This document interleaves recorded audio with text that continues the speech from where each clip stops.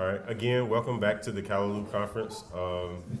It's been a long day, but tonight we've got three fantastic readers for us, some fiction and some poetry.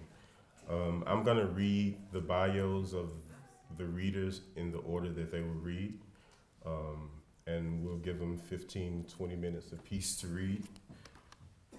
Karin Amatmakring, who studied psychology and Dutch literature at the University of Amsterdam, is author of 5 novels: De Man van Wiel, Het Heen, Titus, Wanneer wij samen zijn, Het Knipperluffe, as well as short stories and essays. On a regular basis, she writes for such newspapers as De Volkskrant and NRC Handelsblad.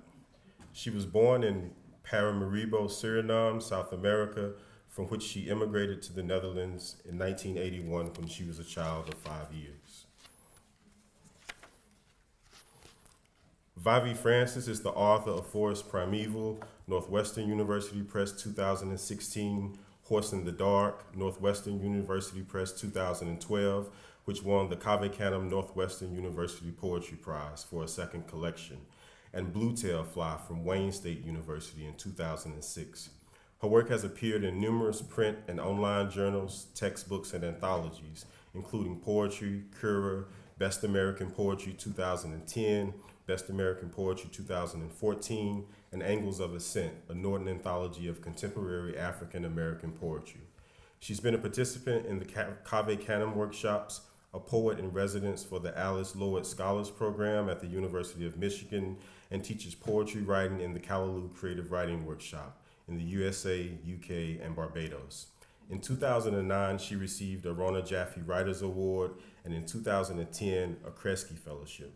She serves as an associate editor of Callaloo and an associate professor of English and creative writing at Dartmouth College in Hanover, New Hampshire. She is the 2016 recipient of the Hurston Wright Legacy Award.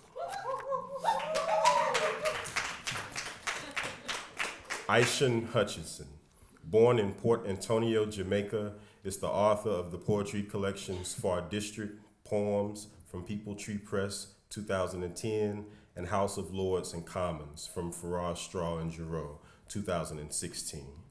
He is the assistant professor of English at Cornell University. Everybody give a round of applause for our readers.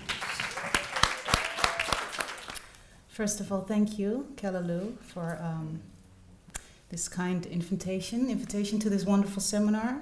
I feel I learned so many valuable things the last few days already.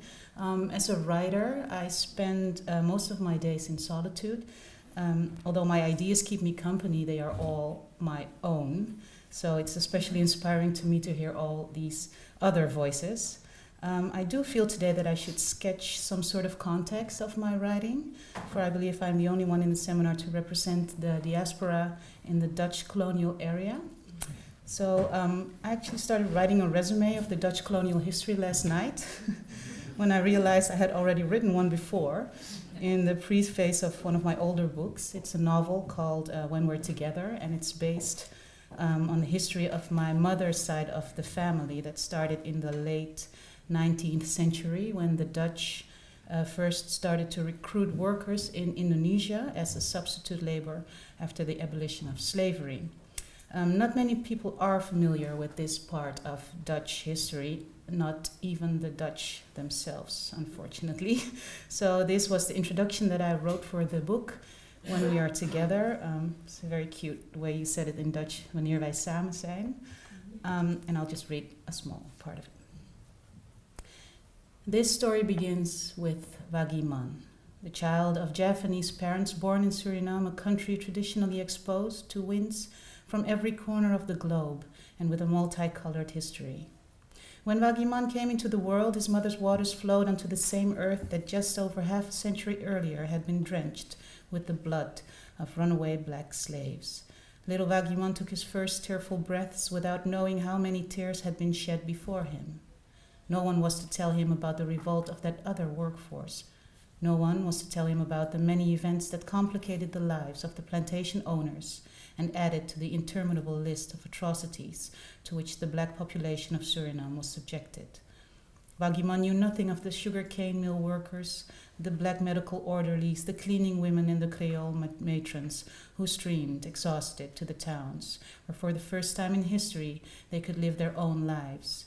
The black men who learned what it meant to be paid for their labor, the women who learned what it meant to bear a child that did not automatically become the property of the person who owned its mother. He did not know that while the slaves of Suriname were gradually adjusting to the recognition of their humanity, scores of boats full of British Indians had sped across the ocean to fill the gap left. That anxious plantation owners had wrung their hands because of the excessive protection given to the Indian coolies by the British authorities. Bagimon did not become part of Surinamese history until the Netherlands decided to call on its own resources and to send shiploads of Indonesians, who might not be as strong as the Africans or the Indians, but were at any rate Dutch citizens and could therefore be treated as one saw fit. Hence, from the end of the 19th century onwards, a steady stream of Japanese crossed the Indian Ocean and the Atlantic. An East Indies enclave was created on the Caribbean coast of South America. So it came about that Surinamese plants sprang up where African and Western blood had mingled, and that Indian sweat flowed where Indonesian women screamed in the primeval throes of labor, giving birth to a first generation of Japanese Surinamers. Suriname, in short, is a multicultural society avant la lettre. My mother, who is of Indonesian descent, met my father, who has Chinese, Black, and Native American grandparents, but considers himself first and foremost a Kondremang, a man of his country, when she was only 18 years old. Soon after I was born, she raised me on her own and we moved to Holland, leaving my father behind in Suriname. In Holland, we followed the prototypical path of first-generation migrants struggling to move away from the low-income, low-expectation place where we started at. My mother went through great lengths to have me placed at an elite high school where I studied Latin, Greek, and ancient rhetoric, and I was the first in my family to go to the university where I studied psychology, Western philosophy, and got a master's degree in modern literature. I've always felt at home with the Western education that I had received. Knowledge is something I have had a hunger for as long as I can remember. I read books to make sense of the world. It's essentially the same reason why I write now. Although the Eurocentric view of the curriculum was an annoyance to me, I made an effort to not let it hinder me in my ambitions to be the best writer I could be. And there were books outside of the canon, I don't know how you say it in English, say the canon in Dutch, like We Slaves of Suriname by the Black Dutch Surinamese freedom fighter Anton de Kom, who tragically died in a German concentration camp in World War II, but who, before he gave his life for the freedom of the Dutch, wrote about his own people, about us, about me. No people that has been burdened with the inheritance of inferiority could grow into its full potential. And I realized that I could read all the books like these that I could possibly find, and that it would not weigh up against what the world around me insisted to be important and of beauty. The only answer then, or at least for me, was to create. We talk this week a lot about who we are in our own eyes and in the eyes of the other. As a writer, I want to embrace the hybridity, the fluid borders of what is defined as identity. In my poetic view, the definition of literature is connected to the definition of identity. I feel that's what writers from the diaspora can add to the conversation. I mean, apart from the art that they bring, it's their outlook on our time when we have enormous migration flows and the suffocating hate that our societies are drenched with. And every single one of us is forced to redefine themselves in relation to the so-called other. I especially like the idea that rose today that writing and creating in itself is an act of resistance. Not because writers like us offer an alternative view on the old world or a new interpretation of an existing canon.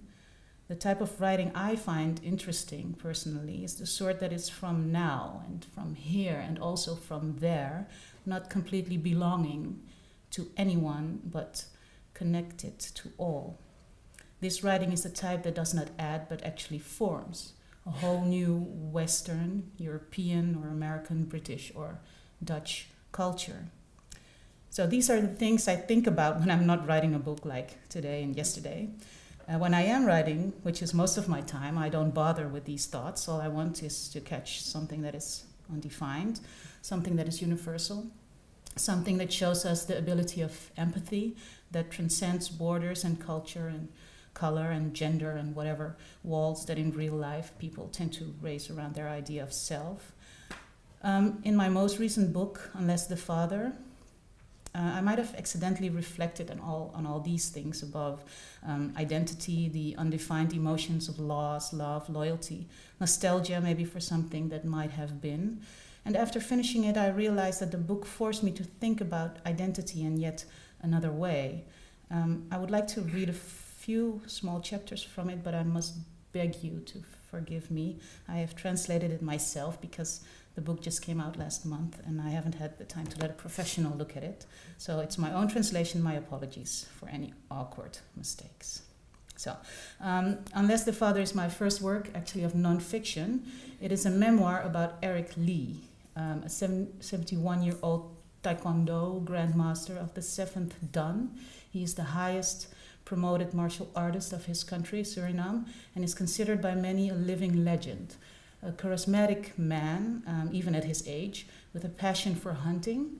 Come weekend, he hunts for crocodiles in the rainforest, or when he decides to stay in town, he hunts for women. He's a man that fathered many children. One of them is me.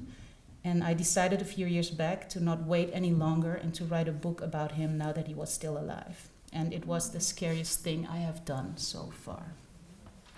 One of the things I learned in relation to the subject of identity is that my father belongs, heart and soul, to his country in a way I will never belong anywhere. I realized that this sense of not belonging for me fuels the extreme individualistic act of writing. All right, I'll read now. I was 11 years old when my mother told me that my father's name was Eric Lee and that he lived in Paramaribo. It had not so much been a notification as well that it had been pure magic. My mother had closed her eyes when she unfolded the story, her hands plucking in the air, reaping from her memory the description of a man I had never heard of before. She unveiled a new truth, that my father was not mine, and that my true father was living in Suriname, and that my old father, who suddenly proved to be my stepfather, a common sailor on an ocean liner, but in reality a man who decisively dedicated his days to drinking, a reality that was at the time, inseparable from our own lives, that my real father was a famous sportsman in my birth country. It was the day that the police had come to our house and forced my stepfather to leave. My mother and I had cleaned up the mess his drunk visit had left, and we went to bed together, me joining her on the large king-sized mattress under the blanket that was welcoming and heavy on our bodies. She lay on her side, her face towards mine. Her eyes were closed, but I could tell she did not sleep, for she shook her legs softly, a habit she had when she went to bed, a soft and soothing motion that calmed us, the children, and herself. In a documentary on the Nature Channel, I once saw how an elephant mother softly cradled her child with her trunk. The voiceover told me that the mother did so to appease the child, and that the rhythm of the lulling movement was in tune with the rhythm of her heartbeat. I thought about that, and about that my mother just lay there ever so silently, and that she seemed even younger than before. She'd only been 28 at the time, but to children, their parents always seem old, no matter what their actual age. At that moment, she opened her eyes and looked straight at me with a gaze I had not seen before. "Your father," she said, and then she stopped. I turned on my back and I waited as she silently searched for the words. I looked at the ceiling that was divided into two halves by a straight line of light that came in through a cleft in the curtains. I listened to her breathing, soft and steady, and I could not discover anything out of the ordinary. She kept shaking her legs softly, comforting, and nothing had indicated that she was nervous for what she was about to tell me. And yet I felt something was about to happen, something great. "Your father," she said again. "Didn't you ever wonder why you look so different from him?" I shook my head without considering the question. I wanted her to get on with it. I needed her to skip steps to hear what it was that kept us awake in that dark bed under those heavy blankets. And she studied my face, and I waited impatiently, careful, as to not say or do anything that could forestall the revelation. Then she said, "He is the father of your brother and sister, but not yours." I held my breath for a short time. "Karin?" my mother asked. "Yes," I answered, and my voice sounded normal. There was not any emotion in it. I had laid my hand flat on my stomach to feel if anything had happened, if anything in the depth of me had been changed by her words. There was nothing. "Yes," I said again, and I turned my head to the side so I could look her in the eye. "Do you want to know who your real father is?" I nodded. She closed her eyes again and she started talking, and while she told me the story, her hands had moved, her slim brown fingers that I admired so much gently touching the blanket, waving through the air, and I wondered what it was she was looking for. Was it something she could hold on to, or was she conducting her words, the story? Did she charm the elements, molding a whole new father, a father just for me? And she spoke of a famous sportsman, a grand master in the arts of Taekwondo, a word I had never heard of before. And she spoke of his love for her and of how much she loved him once.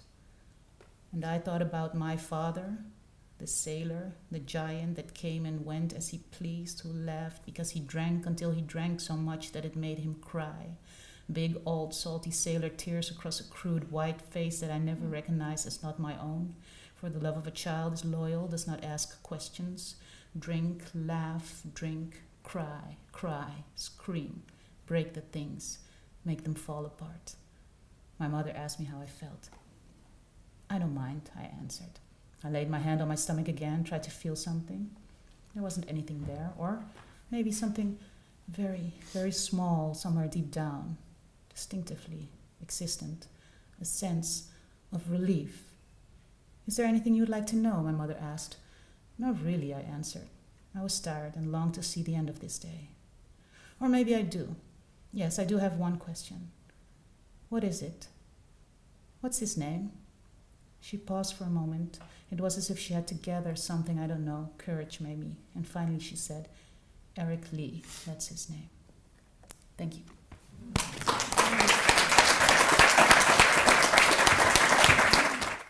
Hello, and again, it's wonderful to be here back at Oxford, and as always, to be with family, which is my Callaloo family.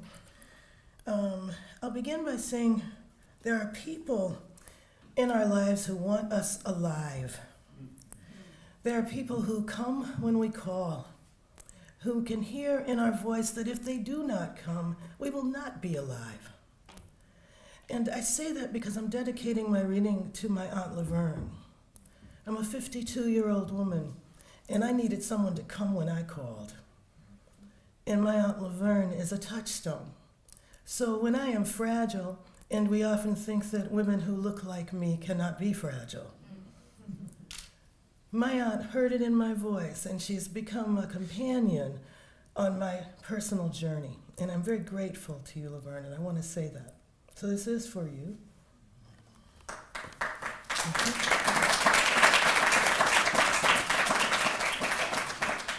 I've been living in the mountains. For the last few years, I spent part of my time in the southern part of the Appalachian mountain chain in the U.S., and now I find myself in the northern part of that same chain, though they say Appalachian, and in between and before, I was living in the extremely urban city of Detroit. On leaving the mountains and coming to the city, I thought I had left for good. Without the backdrop of leaves and scat, the possum playing possum, its mate the same. Without the tip of the road, its black pitch wound like a widow's wail through the wet trees. Consider the undergrowth and what hides there, the brown bristle of the hedge, the singular call of a bird, its beak red-tipped, its feathers black as a pool in the moss. Without the reflection of a dog's tongue in the water, or the stone lobbed over the surface in order to see the surface ripple like a skirt being pulled up. Only the city exists, present, in the face like a shout, like a lie yelled as if to assert its veracity. But everyone hearing it knows it's just not true. I re-enter the city, still standing, its back turned to the forest of bears and bluing brush and the inedible red fruit, the berries hung just at the mouse reach that beckon easily as they would poison. Me and the city that wraps me in its leather coat and spikes, tragic ink and garble, vodka after shot after shot, my slurred proclamations of love, where love doesn't go far, but lays dead as a clever rodent. In the alleyways, I kick my boots against a crumbling wall that will always be crumbling, but never fall. The smell of sausage spills from a factory of sausages, assuaging the memory of a canopy of green, and the verge pressing into my waist like the hands of a man eager to take my measure. The heat like a cologne emitted from the skin, like a fear of the wild before entering another, wilder still. Taking it. For Gabby and Jen. Some of you have heard me tell this story, but I'm going to tell it again. So I was listening to this incredible lecture by a marvelous poet in the U.S., and it was about boxing, and I don't hear women writing about boxing very often. And there was another writer, a poet in the audience, and she too loved boxing, and they were talking to each other after the lecture, and I ran up to them and I said, I love boxing, right? How many fights have you had? Right? I had to fight, and I'm talking about my fights, and they're looking at me like I've lost my bloody mind. Like, really? But they'd never had a fight in their lives. Never had a fist fight, right? So, I wrote this. Taking it for Gabby and Jen. I never remember the knuckles, though his hand was bare, though their hands were bare. I remember the impressions left on this skin, the wilting and the welting. I don't remember the sound, not one smack, but I remember the falls, myself falling to the floor or sidewalk or against the brick wall my head met after a push. There were many pushes. Girls pushed. I didn't push, I punched. Pulled one down by her blonde hair and kneed her as my own head bled. Girls didn't punch until high school. I had always punched. What kind of girl are you, my father asked. The kind who wants to live, I said, and I did want to until I didn't anymore. But I wanted the leaving to be on my own terms, so I hit my father back. He owned me like any good country father. He waited for a husband to tame what he could not corral, to throw a rope like fingers round my neck. Finger holds, I remember those, and me making a fist wrongly, and punching the air when I missed a boy, and I didn't mean to miss, but to hit the line below the belly, the belt line. Winton broke me in the snow my first year north. I'm still afraid to say his name. I wore shoes too thin for the weather. Who had ever seen such snow? And had a Georgia lilt, like molasses on a sore throat, sweet, raw, and he hated the sound of it. He was black, and I was black, and I was so happy to be in Detroit, and he aimed for my heart-shaped mouth, my gapped teeth, my too sweet tongue. I felt the juvenile weight of him above me, like snow after dark, falling steady and hard. He said, I'm gonna teach you to talk regular. And I stopped speaking at all. I kept my swollen mouth shut, and a straight razor in my math book, and dreamt of a bat to crack against his chest. A woman like me with soft hands, not hands of the field like my grandmother, but hands meant to stroke and soothe, needs a weapon. So I studied the art of war and watched boxing, and where else was all of this rage to go? Is this too dramatic? Find another story, find a lie. In love, body after body fell beneath my own, though my own was broken, and I made love like a sea creature, fluid as if boneless. though my bones would rattle if not for this fat I cherish, wouldn't you? And how I grew to love the heavyweights, myself with one in the ring, how I imagine him punching me and punching me again, saying, I'm sorry, so sorry to have to love you this way. The keening. I have a lovely friend. I sent him some new poems not too long ago. And he wrote me, he texted me, and he said, are you still keening? When are you going to stop keening? You know, well, I could cry forever. So let me start. The keening swells the moon, and the eyes that look to it, and the ears that hear it move over and between every living thing. When stabbed, if stabbed more than once, a threshold is reached, the point of no return, a horizon that holds no other horizon. The pain keeps, but the blood flows out, wending its way as water so salted finds its level. The sound of the wound like the sound of the wounds, constant. It can be stood because it is always there, the keening. There is always a mouth that needs, always hands empty, and love fickle and feckless, a dog at the door of an empty house. A man weeps, willing enough to devour or deny what he craves for those he does not. A crow at the tail of a vulture coveting something more majestic than itself. The child eaten by its mother, the child stewed by its father for an ever-hungry father. Always the bones broken, rebroken, then set madly in the splint. A dirty girl swallowed whole by a man dirtier still. The flowers are always taken for trash, but the trash is always ringed in gold. Get the picture. A gloss of beauty that dispossesses beauty.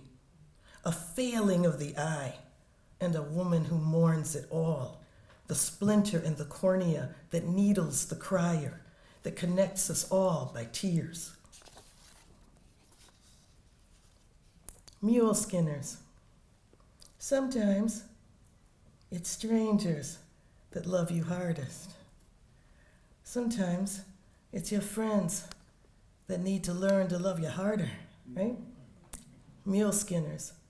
In the care of my friends, I have been made to bend and bray. And still I cried.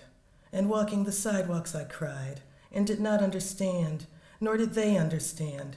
What I wanted was to be forgiven my faults, but I was given a hair shirt and the burden of a tongue that flaps futilely, that slurps from its given bowl. They could not speak my language, my guttural moans and screeches. Oh, my friends, only my friends knew the mule I could be. They said, we will tame your stubborn will. And I was so often on my knees, I began to doubt my own footing. Brought so low by claims of love, sometimes they held sugar cubes before me. Sometimes I was so grateful, I licked their proffered hands. Mother, father. So I'm Southern born, Southern United States. I got rid of my accent because I got tired of having my ass kicked in Detroit. But I like to go back to the vernacular now and then. My daddy called my mother Mama and meant it in several ways. There was the woman who gave birth to his 3 children. There was the woman he made love to, whom he called Mama, in a way that made the vowels linger and the M sound more like She called him Daddy. There was the daddy that fathered her 3 children, then the daddy she spun every other day that pulled the A out in a gasp. I heard them use it both. I knew which was which. When I heard Daddy in the kitchen, I knew not to go in. I caught them making love once, 2 nights before Christmas. I wanted a glass of water. I called out and called out. I got up and walked down the hall, opened their door. He was above her. A young man still in his 20s, dark and lean, silhouetted in a deeper black. I thought they didn't see me. I knew not to disturb them. I knew a good thing. Backed out. Slept under the Christmas tree. The next morning, my mother said, next time you want water, wait on Mama. Never wanted to be a child. All I wanted when I was a child was to be grown. I'm grown. That's for damn sure. A grown-ass woman. An older friend worried that I thought of him as old, worn. I said, "You aren't old, you're a grown-ass man." My daddy is a grown-ass man. I'm his favorite drinking partner. One of the few things he likes about me. He should like me because I don't tell my mother everything. He should like me because I respect the man in him, daddy or not. I have no children, but more than one man has called me mama in a way that sent a shiver down my arm. It took years to stop calling my lovers daddy. Only Southern lovers get it. Only men who listen to the kind of blues I moan understand. A man who doesn't like blues can't get me. That F on the scale, that tone that haunts, that gets under the skin and into a dream of corners and rain, straw-strewn floors and metal ceiling fans, brisket stains and corn pone, snakes by the steps, juke joints and liquor like a hammer. Daddy takes me there, reminds me what I'm of, the fruit of the tree falling straight down. Shade. Find it under the canopy of a tree spread beautifully across an expanse of green, so cool you could just fall asleep, just like a child in the comfort of its shade, keeping you from the heat of the sun, heating everything to the point of sin. Point being, there are few ways to know another's agenda. And when those rare moments of disclosure happen upon you like cooling breezes, pray they last. Pray there's no lion on the limb above. This poem I'm dedicating to my sisters at Callaloo. You beauties have no idea how your love soothes me and holds me when I'm in a place where there is no one who looks like me. This morning I miss such devotion. There is a sister whose voice is gentle as a lullaby, a lulling. Even when angered, she won't yell. A particular upbringing that eschews the loud, though such a woman can be found embracing those whose voices swell in the streets. Perhaps less saintliness than a vicarious expression of her own rage, frustrations. She draws the brawler, the harsh and violent close. The softness embedded in her accent, an oiled woman, pink lipstick on her brown lips, a woman who pulls biscuits on a Saturday from the oven, bathwater woman, sweet liquor in a white cabinet woman. I have found this woman in Tennessee, in Texas, in Alabama, in Mississippi, in England, clung to her. Darling and dearest and hush honey on the tongue, not silence but delicacy, a blue slip in the drawer, a breeze through the oak leaves. Cuss and she won't shush you. She'll laugh and take you inside, feed you cake, brush out your damp hair, pull you onto her lap, with her lips draw the splinter from the wound. And finally, this poem is untitled, but there's an epigraph. It's all too beautiful, it's all too beautiful. I feel inclined to blow my mind, the Beatles. I am blessed and cursed by ecstasies. Even as I read this, my fingers can barely stand to put pressures on the paper. I note the paper's smoothness, the lack of heat. I note the small circular tremors in my fingertips moving through and around and over the pages. It is in the brain, at least some of it. In the case of Van Gogh, it led to madness. It leads me to madness. Not the feeling itself, the quicksilver that connects my brain and body, my mind and subsequent visions. It is the inability to sate my ecstasies, or at least sate them enough. I am cold and desire the coffee as hot as it can to burn. I am hot and my back is wet with sweat, the spaces between, the dips and pooling places too. At that age when I thought the unbearable heat of youth was lost, forgotten to the volcanic eruptions of midlife. I have woken in the middle of the night to splash a glass of cold water over my breast. I wake my man to see him stagger to the thermostat to turn it down as my own temperature rises. I lick the bowl just to feel the cool of the porcelain. I scratch a patch of skin to rawness to feel the wound. then find an ice cube to turn it. A friend asked, "Why do you do that? Suck all of those lollipops." I suck lollipops like a child. I suck them to keep myself from talking, from signifying, from sounding out every brush against my arm, every response to every event, to keep my hands to myself, turning the stick and picking up another lollipop, less an oral fixation than a way to fix myself, to keep myself from jumping up in the pew and shouting until I cry.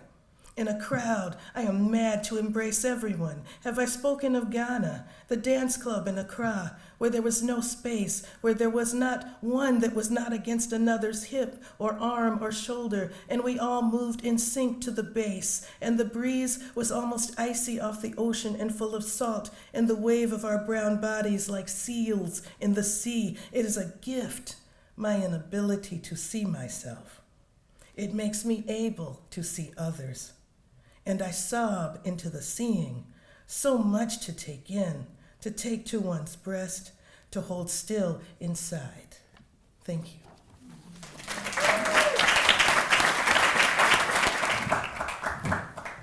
Hello? Good night.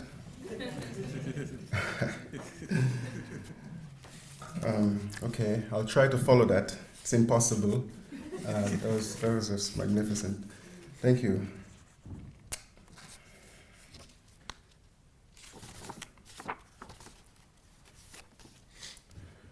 A burnt ship.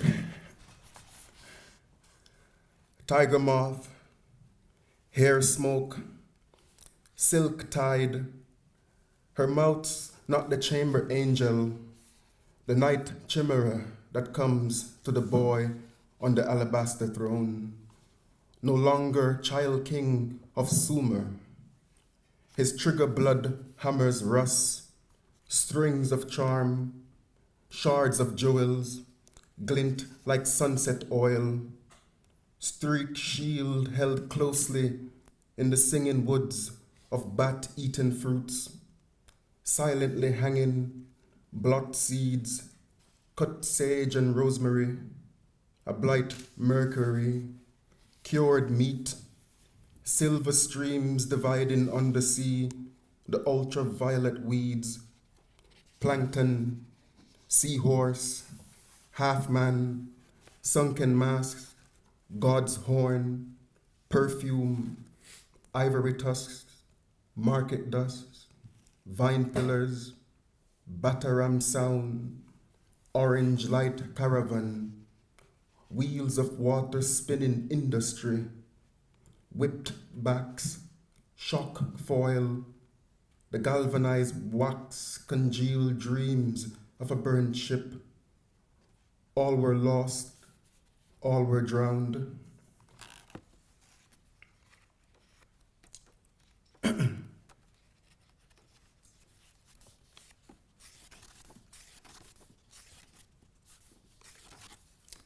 Punishment.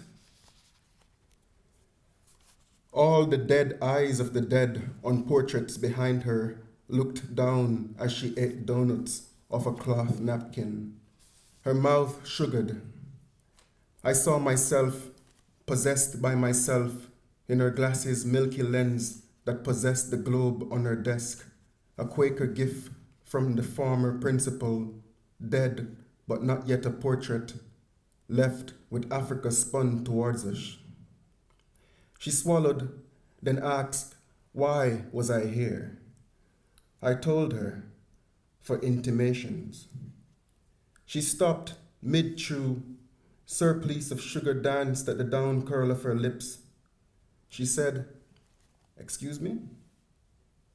I continued, for immortality. She looked with cow out of pasture concern. The other eyes scowled through me. The clock fell silent, though the second hand wheeled around the white face. For my freshness, she said, you must be punished. You must go out to the cemetery by the chapel. Write down every last living name off the tombstones before she arrived. No problem. I knew the dead. I was well off with their names.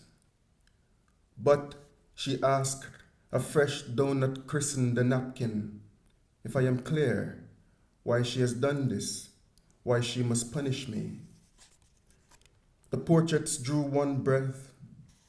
I began, for my rejection of things past, because for my life the green graves by the chapel puzzle me, and the sea outside our classroom, those ships no one else sees, humming their frail sails join us, though I don't know who us is.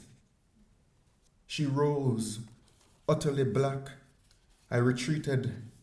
She filed past the cabinet, upset the globe. I whirled out the door. There cliffs and clouds, the dark manchineel blinding the path. I bolted down, hardly believing my legs running and leaping above ground, straight down Hector's River Sea Road, flanked by the hushed, breaking sea.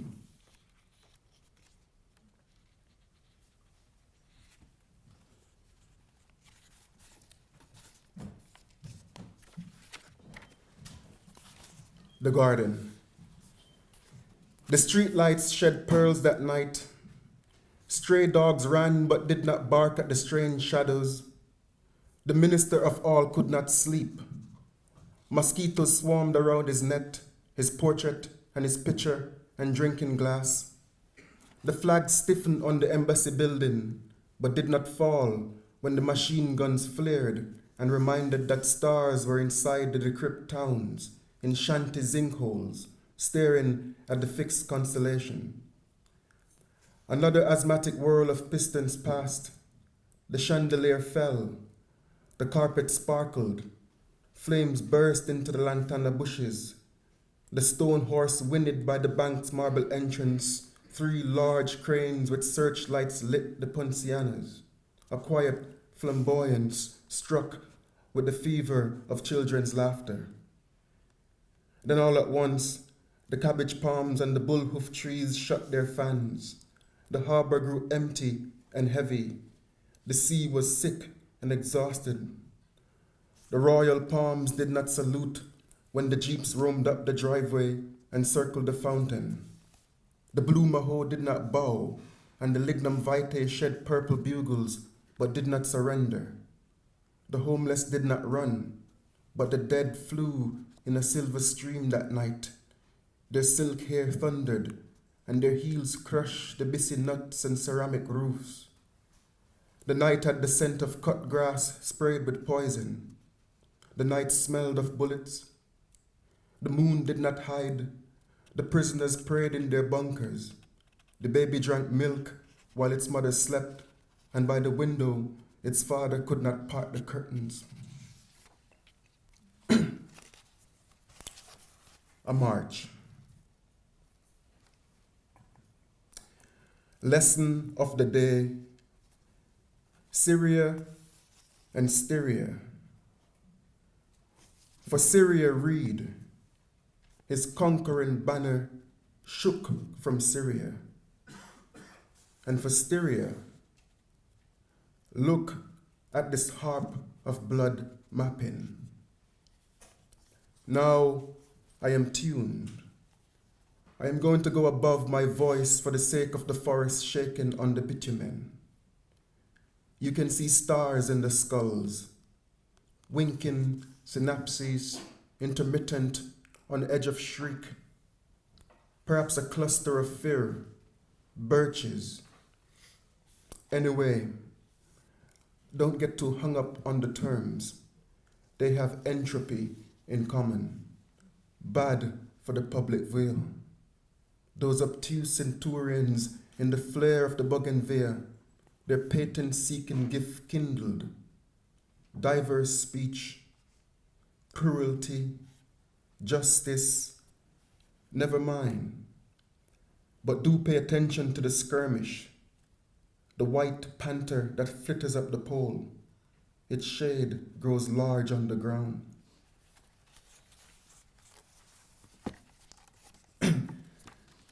I'm going to close with a slightly longish poem, and I'm reading it to humor my aunt and cousin who drove down from Milton Keynes. to come and hear me, and to hear everybody else.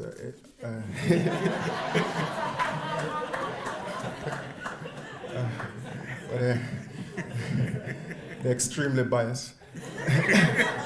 I'm something of a favorite in the family.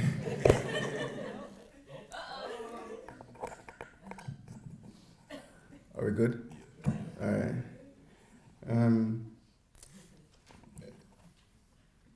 What I want to do is take you to a Jamaican rum shop where a crowd of boys, mostly men, are sitting on stools listening to an old man talking. And they're bored and afraid, but somewhat still excited by this vernacular history that they're getting. The Night Autobiographies of Leopold Dice. I should say it's one sentence. That's the that's the thing I was trying to get at. If I could write one long sentence. Not another man to outtalk Leopold Dice. All when the overproof rum dries up and flies get brave enough to pitch and sleep on the dominoes, putting more black eyes into the tiles, and moths falling in the ice, now pure so water, dust off their wings catching gold in the bucket from the bulb, dropped from the ceiling in Cooleyman's gambling shop. Leopold Dice, spirited, measures out stories all about himself in the peony wall is shirring and the tarpaulin's grunts when a breeze slaps it. We do our best to look awake, rocking on wooden stools, leaning on raw posts, the dark outside, and the walk back home in our heads, frightened of duppy and teeth together, and an owl's on and off course screech in the manchineal, interfering but not stopping Leopold Dice, who, in the prime of another memory, stabs a finger out into the night to tell us when he was commissioner of water, we know it well, he was the first man to drive an open back Morris up Stony Hill, long before asphalt. A marine chariot, the piston butter smooth. He lights a cigarette, exhales. A better ride Ezekiel himself couldn't find to heaven. He loved how the Morris sounded, soundless, when he drove those Sundays through the bamboo road to Rio Grande. Raftsmen spurring tourists down river shouted his name across the water, and he honked. The white people smiled. But hardly 2 years passed, and all the shocks got loose, and the engine started to slug like a battered dray horse due to potholes and the merciless work of making water pipes reach every single yard, bush and gully swallowed all over Portland. The Morris, dead before any of us born, nearly broke his pocket and spirit with all the trips to Bell Auto Repairs. But what griped him most to this day, after all the miracles he had to perform to plant the pump down at Ranza Reservoir, all in the name of his party, not a drip came to the taps. Worse, it was on the eve of election. The wrench he used to strike the pump twice echoed in his hand. The man the Ministry of Water sent from Kingston, smiling in front of the crowd, in suit and long rubber boots, stopped smiling and started looking as if his mother just died. A look that said, "There goes the votes." The look that made Leopold Dice give up water, brapso.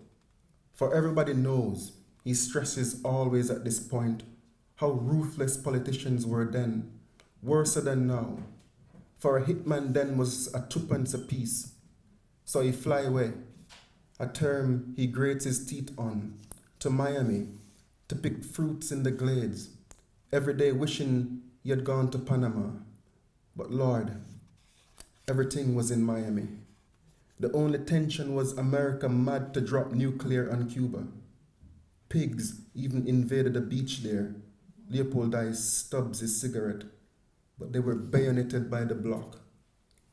Yet the true tension, hotter than nations, was Isabel Fernandez Garcia, herself Cuban, who he was pledging out his soul case to.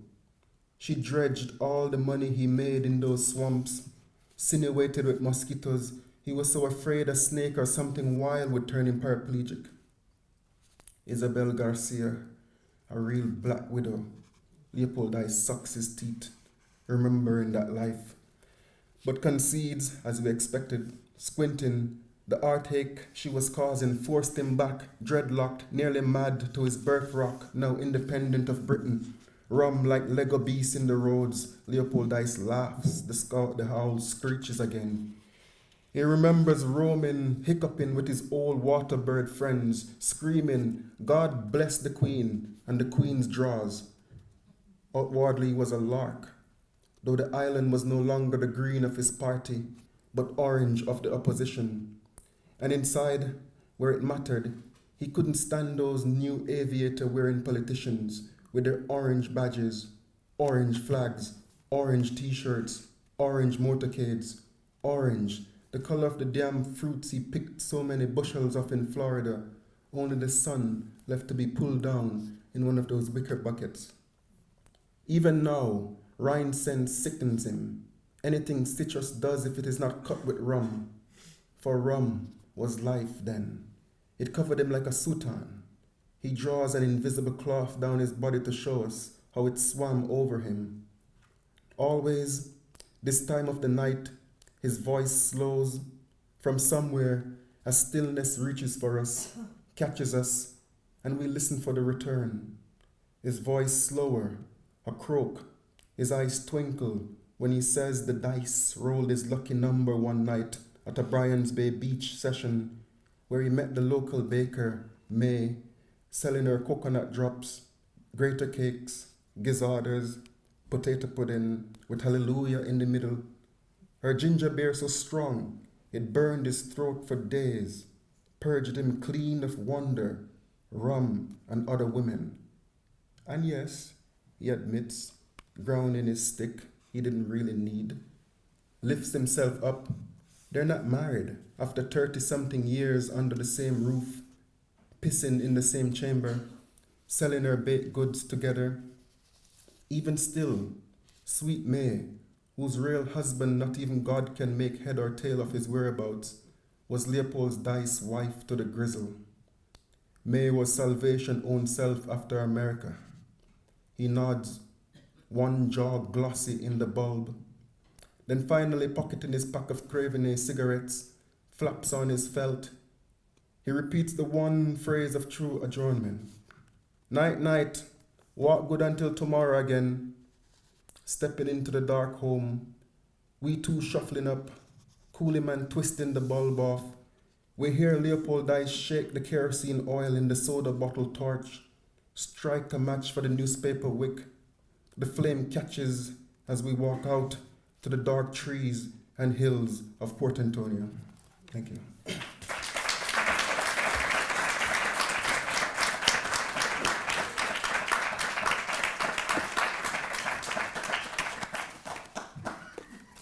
Our last reader of the night, Nick Makoha was born in Uganda, has lived in Kenya and Saudi Arabia, and currently resides in London. He is author of The Second Republic from Slavering Hole Press 2015 and The Lost Collection of an Invisible Man from Flipperda 2005, and has contributed to a number of anthologies and periodicals. A Cave Canem graduate, he won the Bruno African Poetry Prize and has poems that appear in the Poetry Review, Rialto, Tri-Quarterly Review, and Boston Review. So welcome, Nick.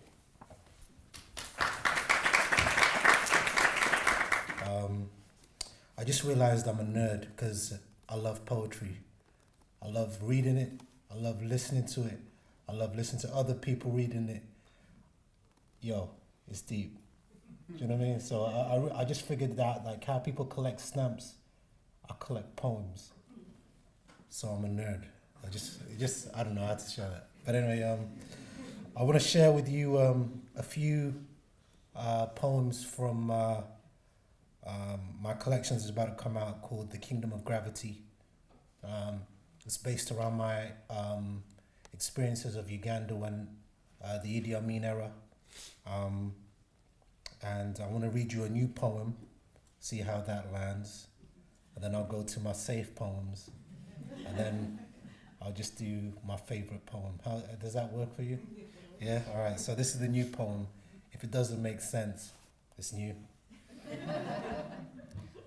And I dedicate it to, I don't always talk about Black Lives Matter in public, but Black lives do matter.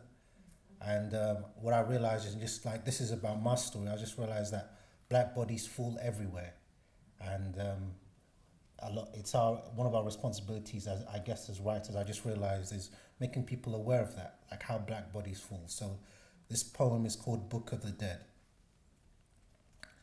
To you who are already dead, those dying in your sleep, those flooded by a wet season that did not wait for your next year's crop. To the weeping, the wounded, those hiding in the fever of a night, waist deep in mud. To those standing in line for the body of Christ. To the smoke, the only thing that rises without interrogation. To the thirst, left in the mouths of men, quenched by the glass of a woman, the glass of another country, the glass that is not a glass, but a truck filled with bodies hemmed together by barbed wire, a truck that yesterday was filled with toxic barrels, and before that money, and before that money. To you who chew with your mouths open, as I become a desert, a war zone. To those empty spaces that exist when a man's words become familiar ghosts. To those who spoke of rebellion before the moon crawled onto their backs, and now their bodies itch with maggots in a ditch. To the palm of the immortals, who raised the river from its bed, and had its waters stare a man in the eye. To the never-ending silence that knew us before we were human. To those that thirst and hold their hands like brackets waiting for thunder, searching for the shape a body makes when in prayer.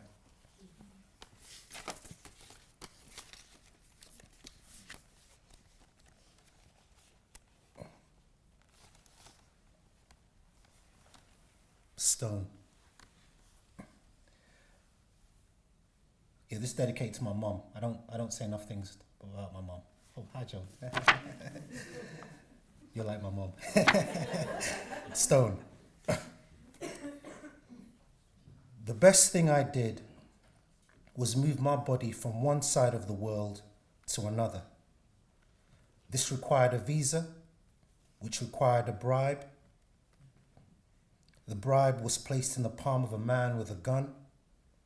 The man with a gun took my mother's monthly wage packet. The man with a gun let you speak to a clerk. He too wanted his wage, because it was his job to have words with a judge for another month's salary. The official wanted his bribe, so listened to the clerk, escorted by the soldier, as he held his gun. As I sat with my mother on the steps of a court, drinking soda, waiting for one man to say yes, my mother said, in Uganda, a bribe stops men from doing nothing. It rolls away the stone. Her sits were slower than mine, each of these separated by her prayer. And then one of my favorite poems, I just like it for the participation, so I'm going to read it to you, right? But you're going to have to close your eyes. That's the participation. That's cool, isn't it? It's pretty cool, I like that. So it's called The Dark. If you can still see me, your eyes are open. You're now looking at me straight in my face. All right, The Dark. You will try to make sense of it. The terrain, its limits on reality, its secondary sounds, the crickets, speaking pure rhetoric. What is the year? No matter. Stripped of remembrance, isn't the dark a grave? An axis by which all are measured? The final mountain? Blessed are the dead, whose bodies are buried in the bosom of the earth. Blessed are those who no longer taste fury, who when brought to silence make dust their paper. In these hours of damp, the sky will witness bombs hollow out our city. Be vigilant. Choose your execution as well. Do not talk of wills. Bless the pavements that will become your burial grounds. For what can we give except our bodies? Those who are your children will make homes in doorways. Cover your heads.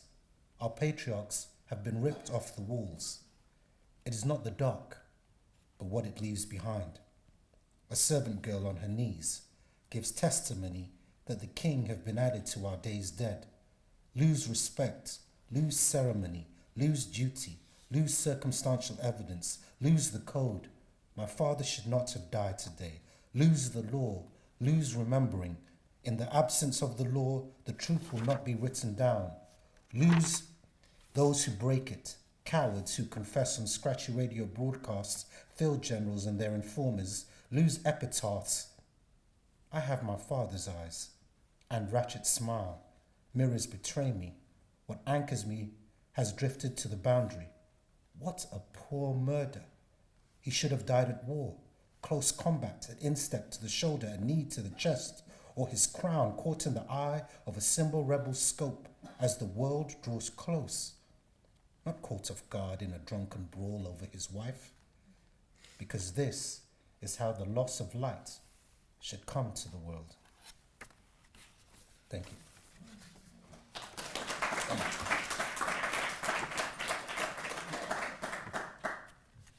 So I'll read you a few more.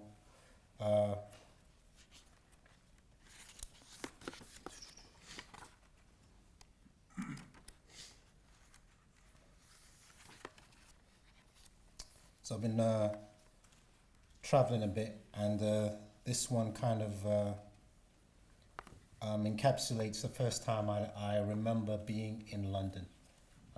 So it's kind of that conversation captured. The Self, 1979.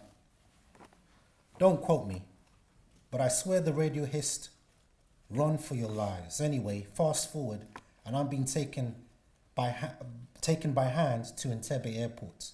Commercial flights are cancelled. There's a queue of people with the right faces but wrong surnames and no luggage waiting for a cargo plane to London. People I barely know, but swear they know me well. Smiles disguise thoughts that if spoken would get us, arrested. Or worse. Then somebody shouts, "There's space in the front!" Under floodlights, we're shuffled in, Noah's Ark style, travelling all night, leaving the sun behind. Only clouds show their form. When the colour of the sky has gone, the engines purr in a constant exhalation. The future is speeding towards me. A loud darkness leaks through the cabin window. I'm listening to it, not the noise, but the rhythm. This high above the world, in between time, I can't help but wonder, now that we have left our country, who will turn out the lights? In the terminal, my ears are popping. When the immigration officer steps from his desk with my mother's passport in his hand and asks me, just like you did, "Tell me that story again." Okay, I'll read you two more and then I'll make a sharp exit. So, the thing about, it's kind of happening in all countries now, but every leader promises that they'll be great, and then they fuck up the country, pretty much. Isn't that right? It's kind of happening here. You guys are getting it in America, and we definitely have it in Uganda. So this poem kind of speaks to what the rebel leader is in an African country. Beatitude. When a rebel leader promises you the world seen in commercials, he will hold a shotgun to the radio announcer's mouth and use a quilt of bristling static to muffle the tears. When the bodies disappear, discarded like the skin of mangoes, he will weep with you in those hours of reckoning and judgment into a hollow night when the crowds disperse. And when by paraffin light his whiskey breath tells you your mother's wailings in your father's bed are a song for our nation, as he sits with you on the veranda to witness the sunrise, say nothing. Slaughter your herd. Feed the soldiers who looted your mills and factories. Let them dance in your garden while the old man watches. Then, when they sleep and your blood has turned to kerosene, find your mother gathering water at the well to stave off the burning. Shave her head with a razor from the kiosk. And when the fury has gathered, take her hand and run. Past fields of odor of blood and bones, past the checkpoint, past the swamp, towards that smoky disk flaring in the horizon. Run till your knuckles become as white as handkerchiefs. Run into a night's fluorescent silence. Run till your lungs become the furnace of flames. Run past the border. Run till you no longer see yourself in other men's eyes. Run past sleep, past darkness. Stop when you find a country where they no longer know your name. Okay, I'll read one more, and that'll be like the title poem. And I have to thank a lot of people in this room for writing that poem, because it was either their workshop or their books they recommended. So if you like the poem, you need to thank yourself. All right, so Kingdom of Gravity. We are not Alexander, who conquered worlds, giving them new tongues, but we share a story of a ship resting on an African river, unbuckling at its shore, awakened by a night's cold, hard rain, staring at the face of the Nile as it reminds you, you are a hawk, silent in the voice of a midnight universe. What makes a man name a city after himself? Asking bricks to become bones, asking the wind to breathe like the lungs of a night, asking the night to come closer, to speak to you as a tribe, asking the tribe to sleep, asking sleep to loosen language, asking language to dream. Come close to me. Can you not see I'm in search of fire? The unshapen song of light. In my mouth is the name, hovering like smoke, spoken to me by the oracle. Like others, I was in search of a forest, a place to call home. But what can I tell you about the kingdom? About having the world at your feet? When you have seen all of Earth's boundary, you will crave mirrors, searching for them in streams. And when the river looks back at you, how will you be sure that nothing is lost? Thank you.